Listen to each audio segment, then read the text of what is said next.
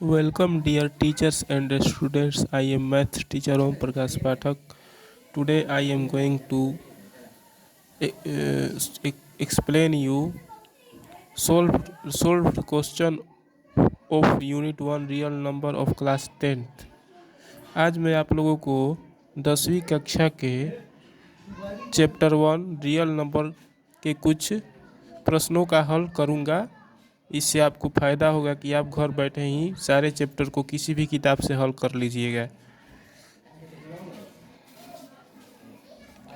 पहले मैं आप लोगों को एक थ्योरम बता दूं प्रमेय का, जो जिसे यूक्लिड विभाजन प्रमेय का कहते हैं, यूक्लिड डिवीजन लेमा कहते हैं जिसको। वह इस प्रकार है।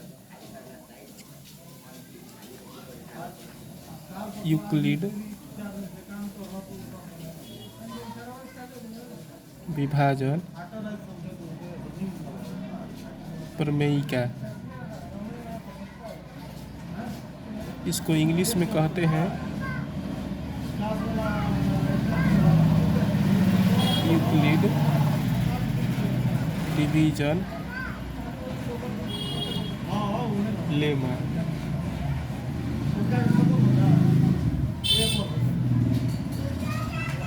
इसमें इसका सिद्धांत यह है कि किसी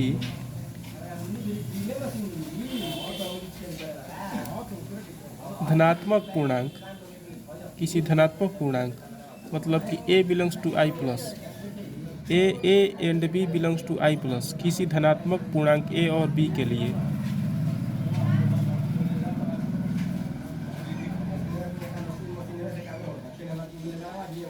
हमारे पास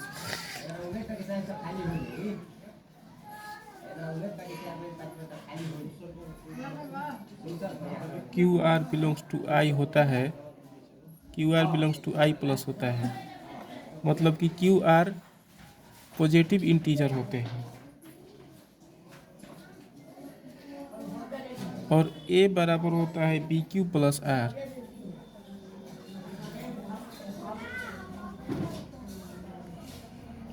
ए को भाज्य कहते हैं, डिवीजर।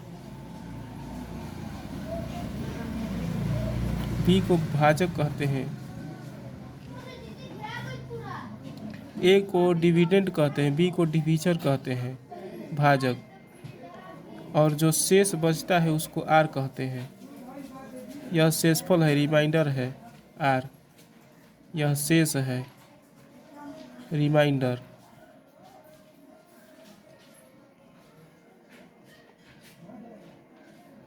और जो क्यू होता है वो भागफल होता है, वही भागफल है। यह भाजक है, यह भाज्य है। सूत्र होता है भाज्य बराबर भाजक गुणे भागफल प्लस शेषफल। इसी को यूक्लिड विभाजन प्रमेयिका कहते हैं। यूक्लिड विभाजन प्रमेयिका क्या कहता है? किसी धनात्मक पूर्णांक a और b के लिए हमारे पास एक अन्य धनात्मक पूर्णांक क्यू आर होते हैं, जहाँ की a बराबर बी क्यू प्लस आर होता है, जिसको a भाज्य कहते हैं, b को भाजक कहते हैं, q को भागफल कहते हैं और r को शेषफल कहते हैं। अब देखिए क्वेश्चन इस प्रकार, शेषफल जो होता है ना, शेषफल शून्य से बड़ा या बराबर होता है और b से छोटा होता है। जो शेषफल होता है वह शून्य से बड़ा या बराबर होता है और b से हमेशा छोटा होता है। मतलब कि b मतलब कि भाजक से छोटा होता है। शेष जो होता है भाजक से छोटा होता है और शून्य से बड़ा या बराबर होता है। क्वेश्चन इस प्रकार एग्जाम में पूछता है। क्वेश्चन दे देगा कि a बराबर बी क्यू प्लस आर में आर का आर आर की सीमा क्या होगा। ऑब्जेक्टिव क्वेश्चन इस प्रकार पूछता है। ए नंबर दे देगा 0 से बड़ा आर से बड़ा बी। बी नंबर दे देगा 0 से बड़ा बराबर आर से बड़ा बी। सी नंबर दे देगा 0 से बड़ा बराबर आर से बड़ा बराबर बी। डी नंबर दे देगा 0 से बड़ा आर बड़ा या बराबर बी। तो चूंकि देखिए मैंने आपको बताया है कि 0 से बड़ा या बराबर शेषफल होता है आर और आर से बड़ा होता है बी। यदि ऐसा रिलेशन आपको देगा ए बराबर बी क्यू प्लस आर, तो इससे यह निकलेगा कि 0 से बड़ा बराबर कभी भी होगा शेषफल और शेषफल से बड़ा होगा बी। मतलब कि 0 से बड़ा या बराबर होगा आर और आर से बड़ा होगा बी। तो यह रिलेशन में आर की सीमा क्या होगी, ए बराबर बी क्यू प्लस आर में आर की सीमा क्या होगा, तो इसका आंसर बी होगा। क्योंकि 0 से बड़ा या बराबर होता है शेषफल आर और आर से बड़ा होता है बी। इसको ध्यान दीजिएगा, यह बार बार पूछता है 10वीं की परीक्षा में।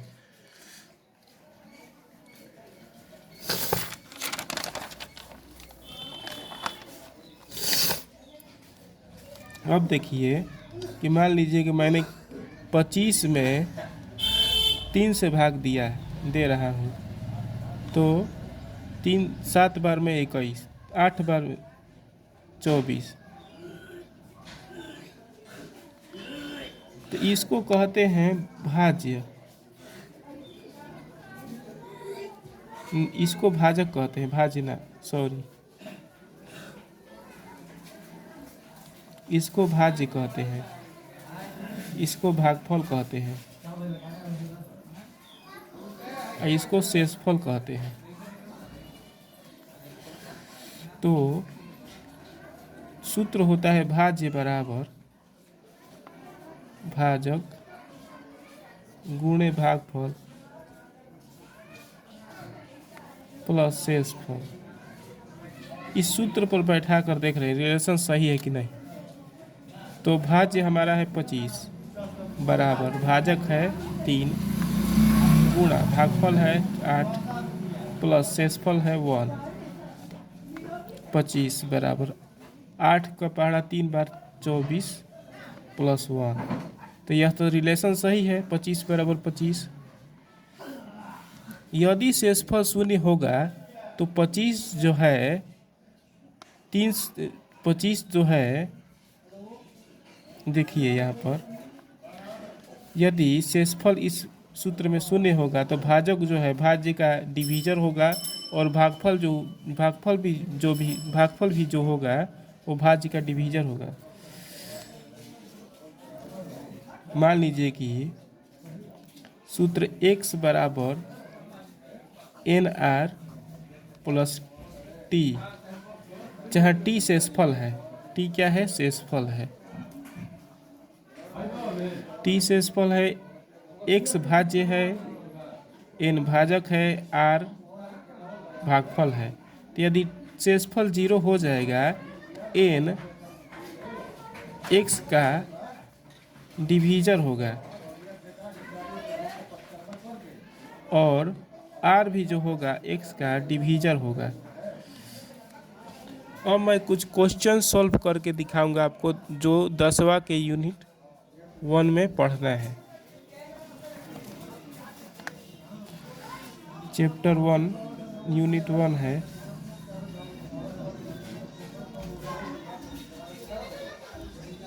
Real number.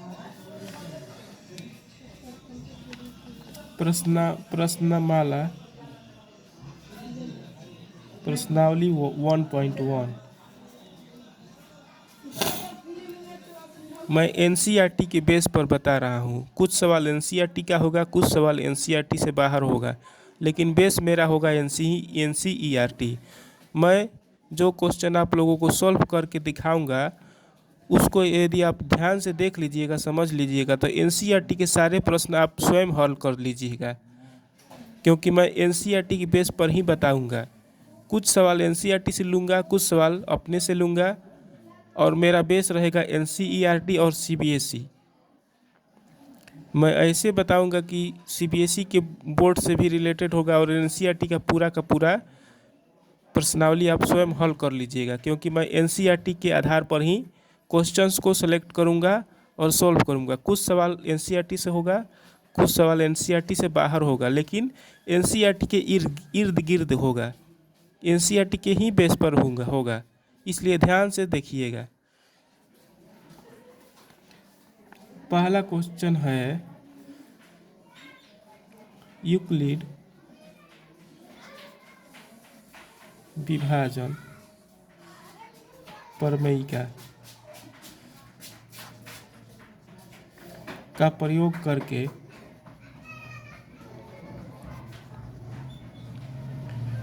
निम्न का मौसा मतलब HCF यूक्लिड विभाजन लेमा का प्रयोग करके, यूक्लिड डिवीजन लेमा का प्रयोग करके निम्न का मौसा दैट इज HCF ज्ञात कीजिए। यह मेरा पहला क्वेश्चन हो गया, जो कि एनसीईआरटी का भी पहला क्वेश्चन है। लेकिन मैं जो सवाल दूंगा वो एनसीईआरटी से डायरेक्ट कुछ होगा, कुछ मैं अपने आप से सवाल लूँगा, लेकिन मेरा बेस एनसीईआरटी ही रहेगा। मेरे क्वेश्चन को आप लोग ध्यान से देखिएगा, इसको समझ लीजिएगा तो एनसीईआरटी का पूरा चैप्टर अपने आप से बना लीजिएगा। 15 और 25 का मौसा निकालना है, पहला नंबर। दूसरा नंबर 30 और 40 का मौसा।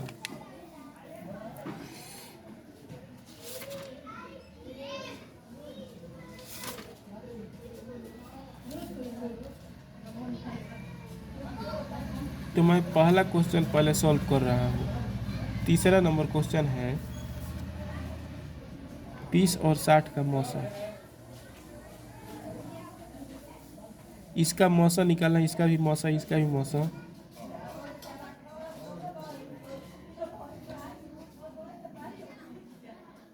पंद्रह और 135 का मौसा।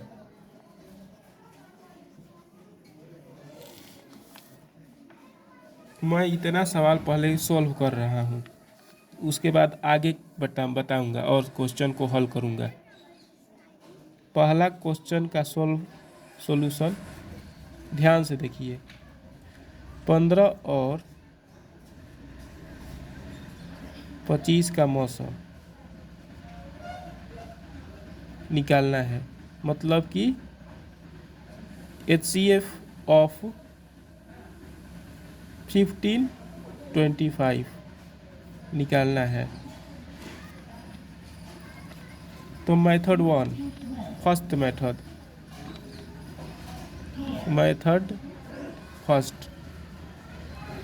फर्स्ट मेथड से मैं यूक्लिड विभाजन लेमा का प्रयोग करके इसका मौसा निकालूंगा, और सेकंड मेथड से इजियर विधि से आपको बताऊंगा।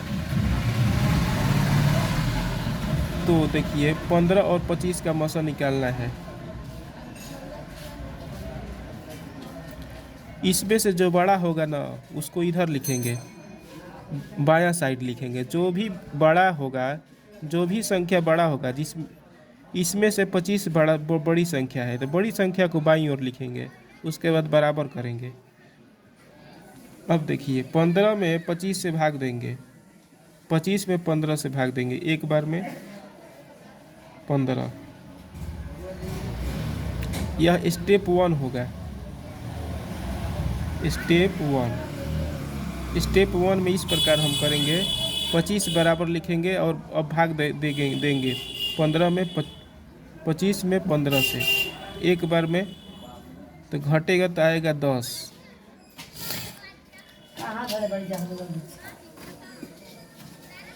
अब जो है 25 बराबर भाज्य बराबर भाजक गुणे भागफल प्लस शेषफल, तो 25 बराबर जो होगा 25 बराबर 15 गुणे 1 अब प्लस 10, शेषफल प्लस होता है।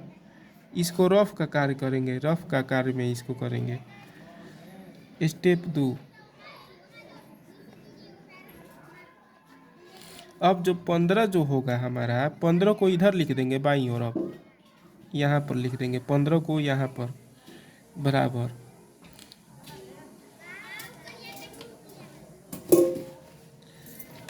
अब 10 को यहाँ पर लिखेंगे। अब यहाँ पर स्टेप 2 में देखिए 10 से अब भाग देंगे 15, 15 में 10 से भाग देंगे, एक बार में घट जाएगा 10, 5 आएगा। तो इसमें से बीच वाली जो संख्या 15 है उसको बाईं ओर लिख देंगे। अब 10 से भाग दे रहे हैं तो 10 गुणे 1, भाजक गुणे भागफल होता है तो 10 गुणे 1, अब प्लस शेषफल यहाँ पर आ रहा है 5, तो 5 यहाँ पर लिखेंगे। अब स्टेप 3,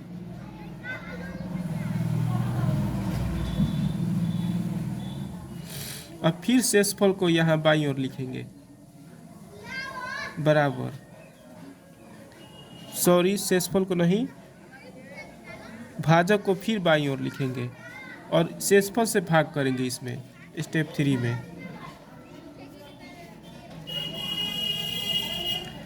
स्टेप 3 इधर मैं बता रहा हूँ।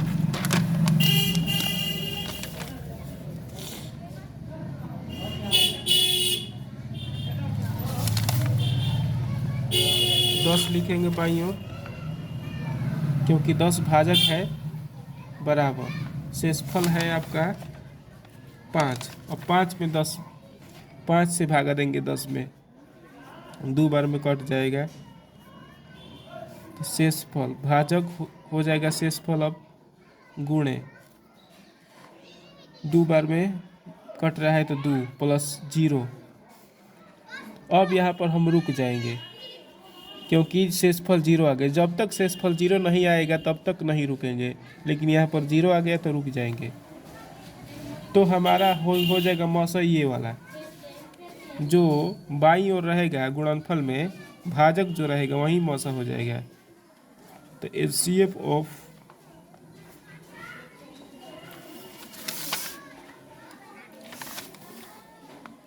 फिफ्टीन 25 इज इक्वल टू 5, क्योंकि 5 यहाँ आ रहा है। सेकेंड मेथड,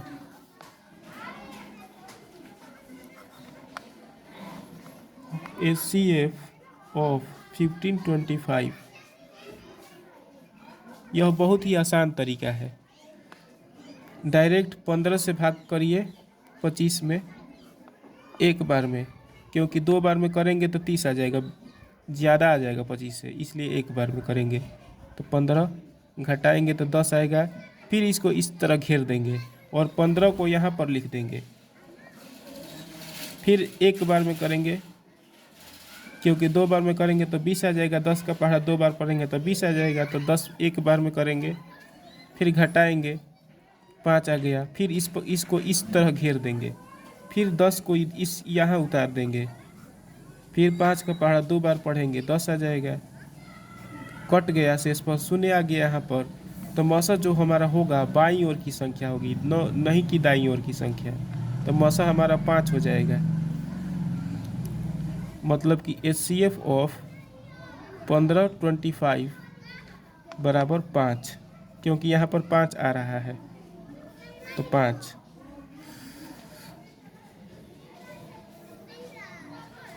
अब मैं दूसरा क्वेश्चन सॉल्व कर रहा हूँ, 30 और 40 का मौसा।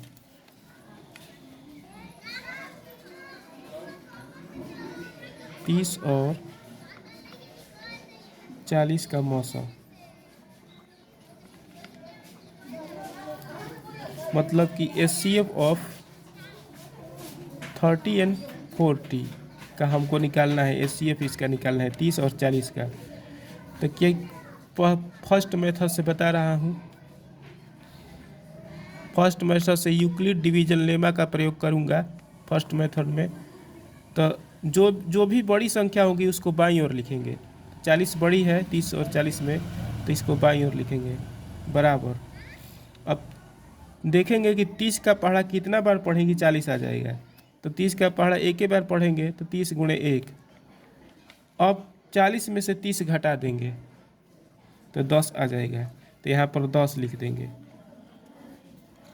अब 30 को बाईं ओर लिख देंगे, 30 को यहाँ पर लिख देंगे, बराबर। अब 10 को यहाँ पर लिखेंगे। अब 10 का पहाड़ा देखेंगे कितना बार पढ़ेंगे कि 30 आ जाएगा। तो 10 का पहाड़ा 3 बार पढ़ेंगे तो 30 आ जाएगा। 10 तिहाई 30 और शेषफल आ जाएगा 0, क्योंकि 30 आ गया तो शेषफल 0 बचेगा। 30 माइनस 30 बराबर 0 होता है, इसलिए शेषफल 0। तो यहाँ पर हम रुक जाएंगे क्योंकि शेषफल 0 आ गया है। तो हमारा आंसर ये वाली संख्या हो जाएगी। तो मौसा बराबर हमारा हो जाएगा 10। उत्तर आ गया 30 और 40 का मौसा 10। दूसरा तरीका,